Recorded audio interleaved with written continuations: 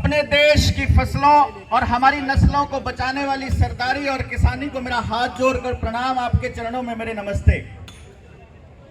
9.5 महीने से हम लोग दिल्ली के चारों तरफ बैठे हुए अपनी मांगों के लिए बैठे हैं, लेकिन प्रधानमंत्री के कानों पर जूं नहीं रेंग रही। इसका कारण आपको समझ आ रहा है? अभी थोड़ी देर पहले चुड़ूनी साहब कह रहे थे, बोला ये तानाशाह सरकार है।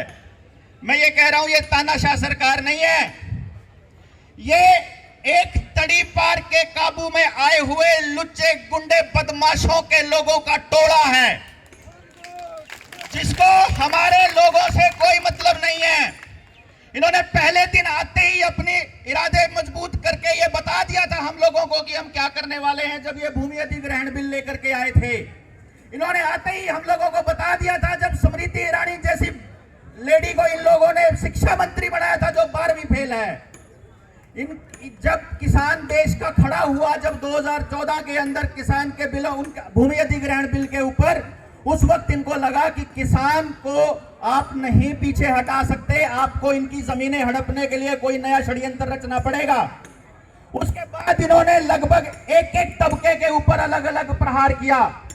कॉलेजों में अलग प्रहार किया, यूनिवर्सिटीज के ऊपर अलग प्रहार किया, LIC के कर्मचारियों को जबरदस्ती इन्होंने निकालने की कोशिश की। इन्होंने भेल, HAL, SAIL, LIC, BPCL, HPCL हर डिपार्टमेंट को बेचने की कोशिश की। 2018 के अंदर हरियाणा में इन लोगों ने एक एक्सपेरिमेंट किया था, आपको याद हो तो। रोडवेज के कर्मचारियों की हड़ताल चल रही थी और उधर से उन लोगों को बर्खास्त करके कर्मचारियों को, और उन्होंने ठेके पर नए भर्ती करने शुरू कर दिए थे। तो उस दिन इन लोगों ने देखे थे कि इस देश के अंदर 50,000 की नौकरी करने वाले लोगों के बजाय 15,000 में ठेके पर लगने वाले लोगों की इतनी लंबी लाइन है। तो अगर इस देश के अंदर बाकी डिपार्टमेंट को खत्म करना है तो बेरोजगारी बढ़ानी होगी, गरीबी बढ़ानी होगी, देश को बर्बाद करना होगा, और इस काम पर वो पहले दिन से लग गया था। हमारी गलती क्या रही? हमारी गलती यह रही कि जिस वक्त रोडवेज के कर्मचारियों के ऊपर अत्याचार हो रहा था, उस वक्त हम देश का किसान चुप था।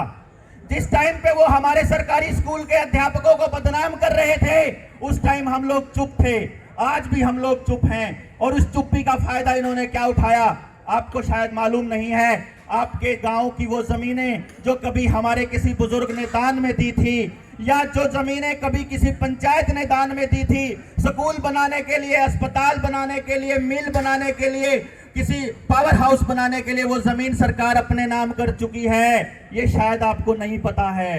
ग्राम सभा की मदद से अब वो सरकार अपने नाम करके क्या करने वाली है? वही सब करने वाली है जो पुरानी जमीनों के लिए करने वाली है।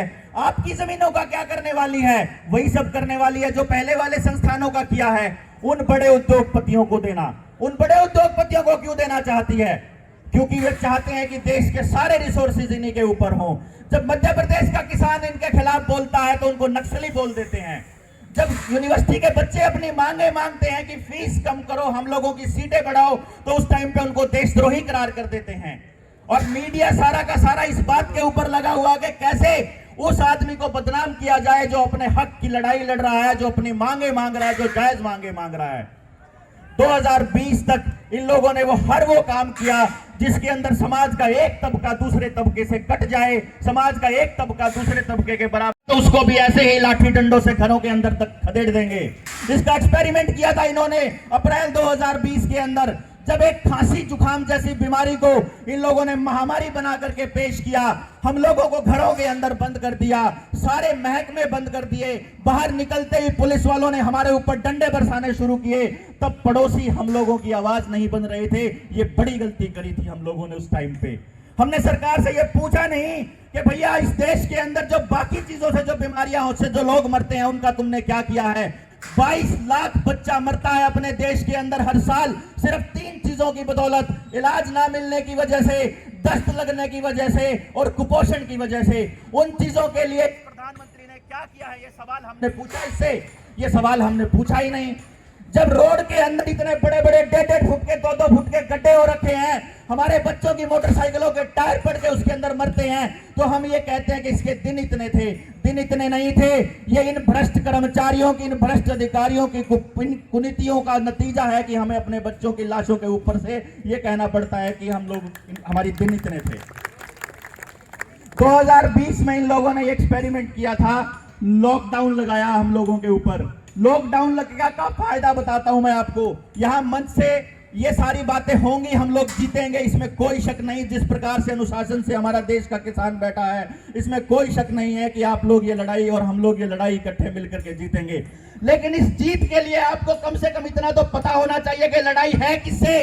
आपको ऐसा लग रहा है ये सरकारों से लड़ाई है, आपको ऐसा लग रहा है अपने बच्चों को बड़ी हाई लेवल की पढ़ाई नहीं पढ़ा पा रहा है। किसान ने अपने बच्चों को पढ़ने के लिए घर से बाहर भेजा था, उसको वहां की चकाचौंध ने इस तरह से जकड़ लिया कि उसके बाद वो वापस आ नहीं पाया। यही कारण है कि आज हमारे बुजुर्ग तो इस लड़ाई में हमारे साथ खड़े हैं, लेकिन युवा लोग क्या कर रहे हैं, वो रिलायंस का दिया हुआ फ्री का इंटरनेट यूज करके यूट्यूब पे देख लेते हैं कि कौन देशद्रोही है और कौन आतंकवादी है। वो ये देख ही नहीं रहे कि तुम्हारी नस्लों की लड़ाई के लिए हम लोग यहाँ कितनी बड़ी लड़ाई लड़ रहे हैं। ये पुलिस वाले साथी बैठे हुए हैं, यहाँ जितने लोग और बैठे हैं और जो दुनिया में और कर्मचारी सुन रहे हैं वो सुन लें, आपके बच्चे भी बर्बाद हो रहे हैं इस ऑनलाइन पढ़ाई के अंदर। लोगों के अंदर डिप्रेशन बढ़ रहा है, लोगों के अंदर, लोगों के बच्चों की पढ़ाई नहीं हो पा रही है, तो उस वजह से वो लड़ रहे हैं, उस वजह से आत्महत्या कर रहे हैं। कर्मचारी लोग जो अपना लोन ले रखा था, ईएमआई पे चल रहे थे, वो लोग उसको ना चुकाने की वजह से अपने खुद के बच्चों को जहर दे करके मार रहे हैं। आने वाले टाइम में आप लोगों के साथ भी ऐसा ही होने वाला है, क्योंकि ये बीमारी सिर्फ किसानों की जमीन बर्बाद करने के लिए नहीं है, ये हर उस तबके को बर्बाद करने के लिए है जहां संगठन होता है। रेलवे की एक हड़ताल देश की सरकार को हिला देती थी, रेलवे को ही खत्म कर दिया। रोडवेज की हड़ताल सरकार को खत्म कर देती थी, उसको हिला देती थी, रोडवेज को खत्म कर दिया। अब सरकारी स्कूलों की जमीनों के ऊपर इनका वो चल रहा है, इनकी नजर पड़ी हुई है। और सिर्फ सरकारी स्कूलों की जमीनों पर नहीं, इस बात को भी सोचना पड़ेगा। 2 सितंबर को प्रधानमंत्री की तरफ से चिट्ठी आ चुकी है हर ग्राम पंचायत को, हर ग्राम सभा को यह पूछा गया है कि अक्टूबर का कैलेंडर दे दो, अपने गांव में कौन सी चीज बेच सकते हो। आप जंगलात की जमीन बेचते हो, शामलात की जमीन जो बेच सकते हो, स्कूल बेच सकते हो, या कौन सी चीज किराए पे चढ़ा सकते हो। आप लोगों को यहाँ बॉर्डर के ऊपर खड़ा कर रखा है और उनको लगता है कि वहां इन जमीनों को बचाने वाला किसान तो वहां बैठा हुआ है, तो पीछे से कौन रक्षा करेगा। तो ये हम लोगों की ड्यूटी बनती है कि अपने गांव के अंदर जन जागरण अभियान चलाएं और ये कहें कि जब तक ये तीनों के तीनों कानून और इस लॉकडाउन के आड़ में जितने कानून बने हैं, ये सारे कानून वापस नहीं हो जाते, तब तक हम लोग कुछ भी बिकने नहीं देंगे अपने गांव का। अपने गांव के स्कूलों को दोबारा चालू करो। आपके गांव के अंदर गरीब बच्चे भी बैठे हैं, पढ़े लिखे बच्चे भी बैठे हैं। प्राइवेट स्कूलों में जहां भेजते होते थे, उन स्कूलों के अंदर भी हमारे बच्चे पढ़ाते हैं। अपने बच्चों को वहां भेजना शुरू करो, क्योंकि इनको ये मालूम है कि अगर ये एक टोला, अगर एक पीढ़ी पूरी की पूरी इन लोगों ने अनपढ़ रख दी, तो आने वाले टाइम में लड़ाई लड़ने वाले योद्धा नहीं बचेंगे अपने देश के अंदर, और इनके लिए आसान हो जाएगा। और ये मत सोचिएगा कि ये सारा खेल नरेंद्र मोदी कर रहा है, या ये सारा का सारा खेल ये खेल रहा है ना। राहुल गांधी की मां सोनिया गांधी 2006 में उस टाइम पे कांग्रेस की अध्यक्ष हुआ करती थी, जिस टाइम पे PHFI आया, public health foundation of India, जिसने हर डिपार्टमेंट के अंदर PPP मॉडल एंटर किया। तो अलग परसों अखबारों में आपने देखा होगा, PPP वाले मॉडलों के लिए जमीन खरीद सकती है सरकारें। PPP का मॉडल लाने वाली सरकार कांग्रेस की सरकार थी। उसका मकसद था हर डिपार्टमेंट के अंदर प्राइवेट संस्थाओं का, बड़े कॉरपोरेट घरानों का दखलंदाजी करना। आज के टाइम आप देख लो, आपकी लोकसभा के अंदर देख लो, विधानसभा के अंदर देख लो, राज्यसभा के अंदर देख लो, बड़े बड़े उद्योगपति वहां पर बैठे हुए नियम और नीतियां बनाने के लिए। आपके लिए नीतियां कहां से बनाएंगे वो? इन लोगों ने सबसे पहले ये देखा कि समाज के सबसे नीच घटिया लोग कौन हैं, उन लोगों को इन लोगों ने भाजपा में शामिल किया। भाजपा में शामिल करके उन लोगों को टिकट का उम्मीदवार बनाया जिनका समाज से कोई वास्ता नहीं था। ये हमारा खट्टर ये भाई दे दूंगे माइक। यहाँ कोई ये वाली बातें आपको कोई नहीं बताएगा। यहाँ ये खट्टर आपका मुख्यमंत्री क्यों बनाया था? इसलिए बनाया था कि ये जन नेता नहीं था, ये आरएसएस का प्रचारक हुआ करता था। इस प्रचारक ने आकर के सबसे पहले वो काम किया है कि जो जनता से कोई रिलेशन ना रहे ऐसे लोगों को इन लोगों ने अधिकारी बनाया। आज आप देख लीजिए यहाँ का जो एसडीएम जिसने लोगों को मारने का आदेश दिया वो कौन था? जो ऑलरेडी किसानों से नफरत करता था। किन लोगों को ड्यूटी दी? जहां जहां आंदोलन लगा हुआ है उन लोगों को जो ऑलरेडी जात पात के जहर के अंदर घुल रहे हैं, उनको ये नहीं पता कि इसकी आड़ में तुम्हारे बच्चे भी बर्बाद हो रहे हैं। ये अफसर चाहे कितने स्टार लगा के बैठे हो, चाहे 1.5 लाख की तनख्वाह ले रहे हो, चाहे 2 लाख की, बच्चे आपके भी बर्बाद होने वाले हैं, ये मान लीजिए इस लड़ाई में। इसलिए इन किसानों के साथ आकर के खड़े हो जाइए। ये आपकी आखिरी लड़ाई है।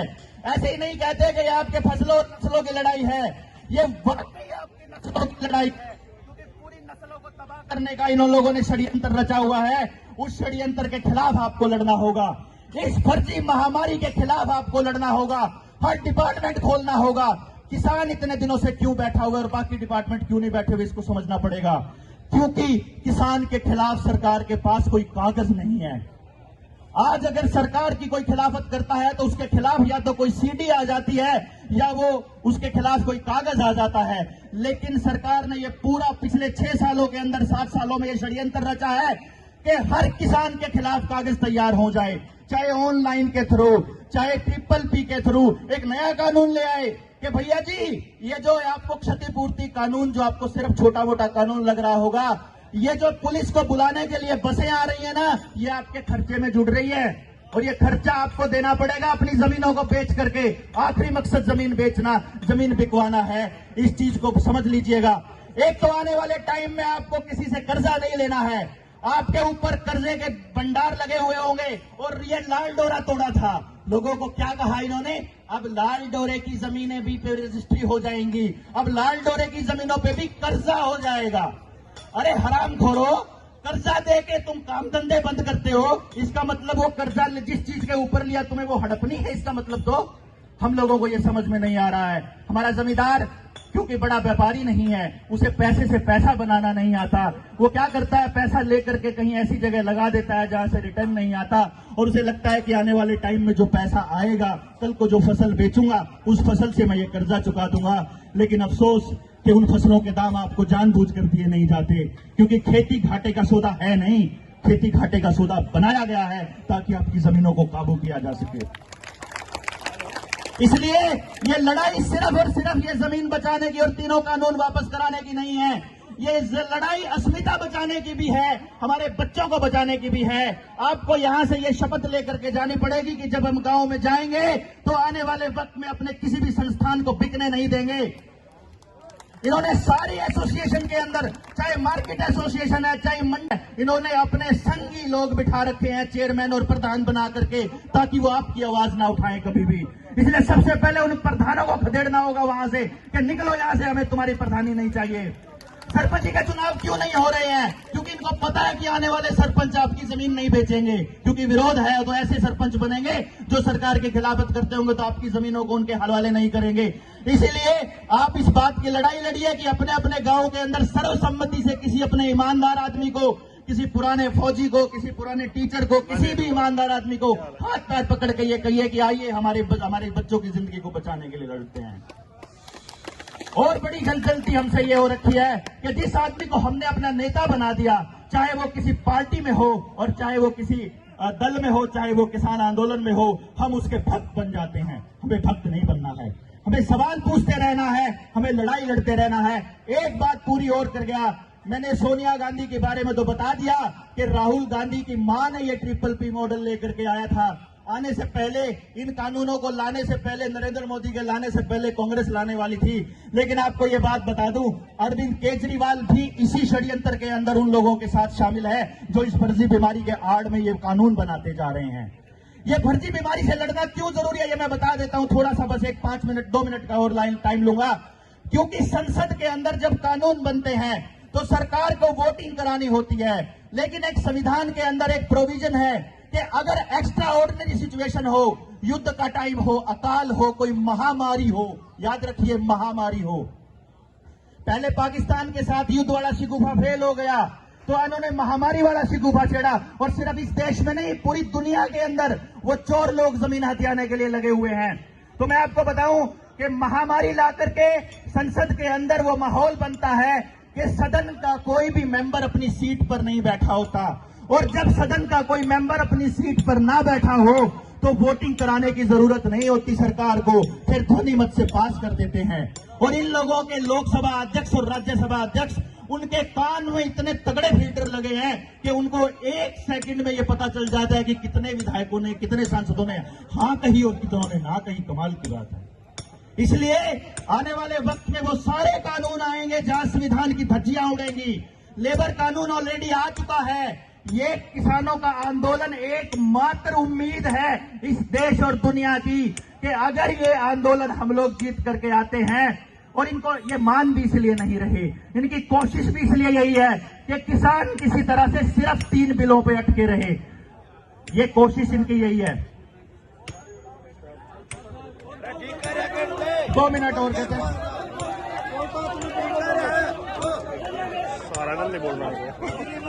भाई ये इंडिसिप्लिन की बात कह रहे हैं, हम फिर कभी आप लोगों से बात करके।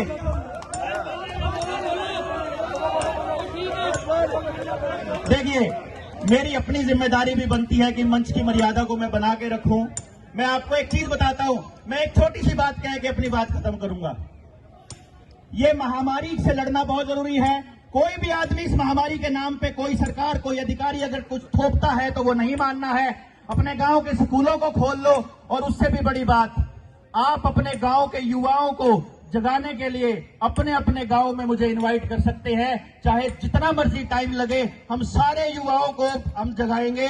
और उससे भी बड़ी बात, उन तबकों को भी शामिल करेंगे जो आज तक इस आंदोलन में नहीं आए, जिनके खिलाफ ये सरकार षड्यंत्र रच रही है। आपने शायद नोटिस नहीं किया, इंद्री के इलाके में चले जाओ, वहां जाकर के वो लोग, उन लोगों को दिमाग में ये घुसा रखा है ये तो इनका आंदोलन है, इनके लठ लगे बढ़िया लग रहे हैं। ऐसे ही गरीबों को जाकर के ये कह रखा है कि ठीक है, इनकी जमीन, जैसे मायावती ने किसी वक्त यूपी के अंदर नारा दिया था कि किसानों से जमीन खरीद तो झपट के तुम लोगों को देंगे, ये कह के बका रखा है उन लोगों को कि इनकी जमीन हथिया के सरकार तुमको देने वाली है।